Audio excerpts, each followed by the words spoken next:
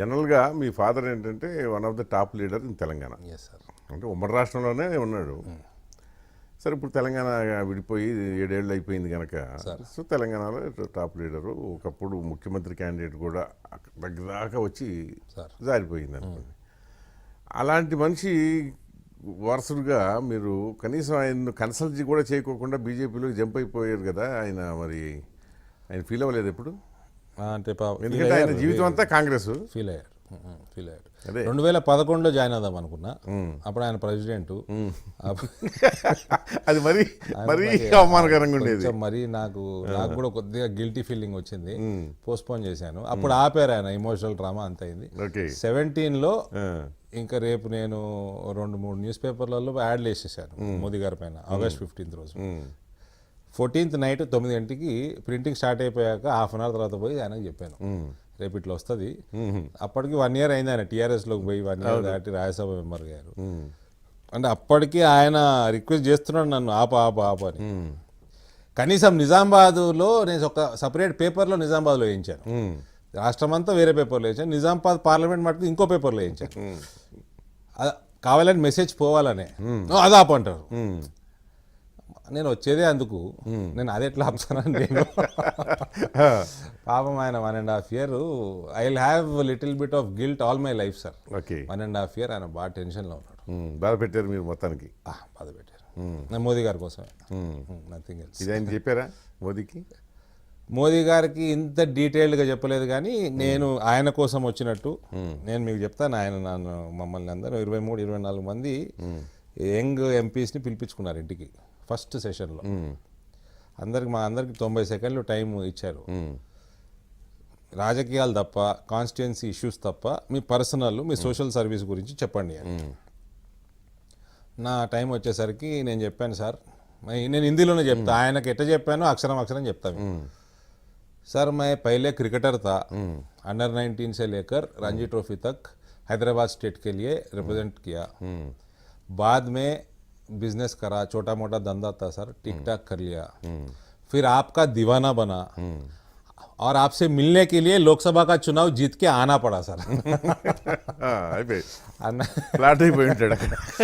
అంటే ఉన్నది వాస్తవం చెప్పాను. దాని తర్వాత నేను అరవింద్ ధర్మపురి ఫౌండేషన్ అని పిల్లల కోసం నడిపిస్తాను. 2012-13 నుంచి నడిపిస్తాను. నేనే సొంతంగా ఫండ్ చేసుకుంటా, ఎవరి దగ్గర తీసుకోను. నాకు డబ్బు అడగటం రాదు సార్. సో నేనే సొంతంగా ఫండ్ చేసుకుంటాను. ప్రతి నెల 2 పిల్లలకి అట్లా ప్రాణాపాయ స్థితిలో ఉంటే సర్జరీ కానీ, ట్రీట్మెంట్ కానీ, ఎంత అయితే నేను ఒక 40% బేర్ చేస్తాను. మన రెయిన్బో హాస్పిటల్స్ వాళ్ళు నా ఫౌండేషన్తో టైప్ చేసి వాళ్ళు మంచిగా 20-25% డిస్కౌంట్ ఇస్తారు. సో 60 to 70% పేషెంట్ మీద బర్డెన్ తగ్గిపోతుంది.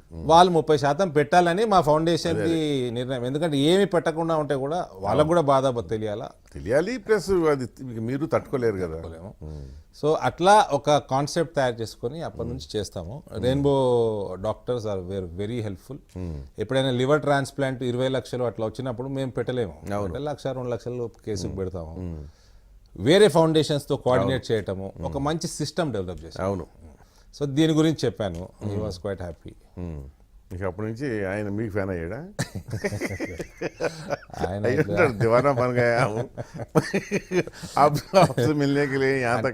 నేను కూడా ఇప్పుడు నేను రివైండ్ చేసుకొని చూస్తే 4 years నేను జాయిన్ అయిన రోజు, దాని తర్వాత అసెంబ్లీ ఎన్నికల రిజల్ట్, ఎంత డెప్త్గా మనకి నెట్వర్క్ ఉంది పార్టీది కానీ, క్యాడర్ కానీ, ఓట్ పర్సంటేజ్ కానీ, ఇవన్నీ చూసుకుంటే నేను బ్యాటింగ్లో ఓపెనింగ్ బ్యాట్స్మెన్ సార్.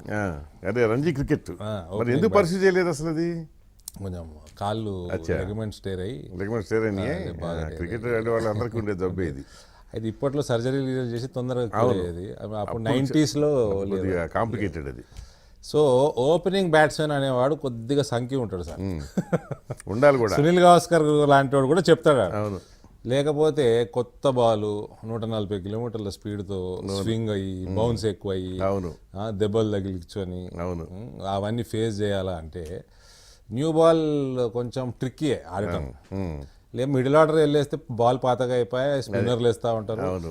హ్యాపీగా ఆడుకోవచ్చు కదా. అవును. లేదు మా కొంచెము ఈ ఓపెనింగ్ బ్యాట్స్మెన్లో కొద్దిగా ఎర్రి ఉంటుందండి. అవును. మేము అది అట్లున్న వాళ్ళే ఓపెనింగ్ బ్యాట్స్మెన్ మన భాషలో చెప్పాలంటే తిక్కలోడు కావాలా. తిక్కలోడు కావాలి. సో మేబీ అదే యాటిట్యూడ్తో మోదీ గారి పిచ్ మీద ఎందుకు గెలవలేమని, రాజకీయ కుటుంబము, నాన్నగారు పెద్ద పెద్ద ఎలక్షన్స్ టైంలో ప్రెసిడెంట్గా ఉండి సెఫాలజీ క్యాండిడేట్ సెలెక్షన్లో బాగా ఇన్వాల్వ్ అయ్యేవాడిని, బ్యాక్గ్రౌండ్ వర్క్ బాగా చేశాను నాన్నగారికి. అవును. సో అదంతా యూస్ఫుల్ అయింది. ప్లాన్డ్ వేగా చెప్పి కొట్టాము. ఓకే.